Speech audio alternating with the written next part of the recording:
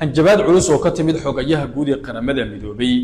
loona gudbiyay villa Soomaaliya ayaa wax ka bedeshay jihada siyaasadeed ee Soomaaliya. xasan sheekh maxamuud madaxweynaha sharci darrada ku jooga villa Soomaaliya ayaana mucaaradka ka dalbanaya heshiis. hanjabaad culus oo ka timid xogayaha guud ee qaramada midoobay ayaa markii la gaarsiiyay villa Soomaaliya waxay halkaasi ka abuurtay jahawareer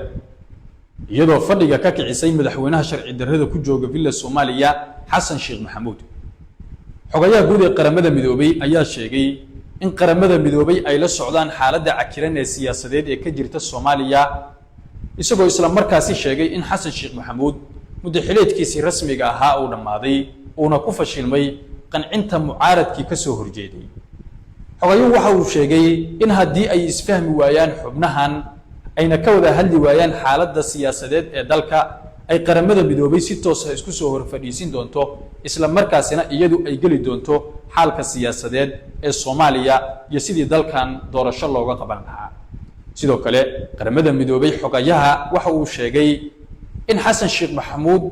uu muddaxileedkiisii rasmiga ahaa uu dhamaaday. dambaalkaas markii uu soo gaaray villa Soomaaliya waxa uu ka abuuray jahawareer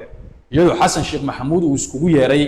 saaxiibadiisa siyaasadeed ee isaga ka agdhow si uu ula tashto xaaladdan cakiran iyo in qaramada midoobay ay sheegeen in xasan sheekh maxamuud sifa sharci darra uu ku joogo villa Soomaaliya balse waxa ay ku noqdeen saaxiibadiisii siyaasadeed aliflii siyaasadeed oo aan waxba ka goyn siyaasadda Soomaaliya iyo sidoo kale mucaaradka isaga ka soo horjeeda. intaasi kadib madaxweynaha sharci darrada ku jooga villa Soomaaliya xasan sheekh maxamuud waxa uu la xiriiray sihayaha safiirka Mareykanka iyo sidoo kale safiirka Ingiriiska isla markaasina waxa uu sheegay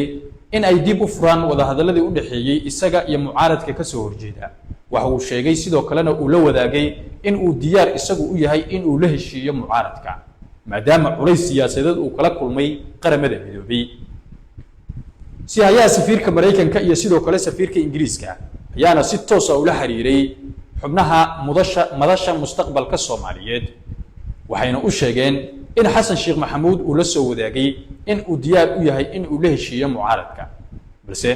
mucaaradku waxa ay sheegeen in aysan haatan diyaar u ahayn wada hadalla iyaga iyo xasan sheekh maxamuud dhexmara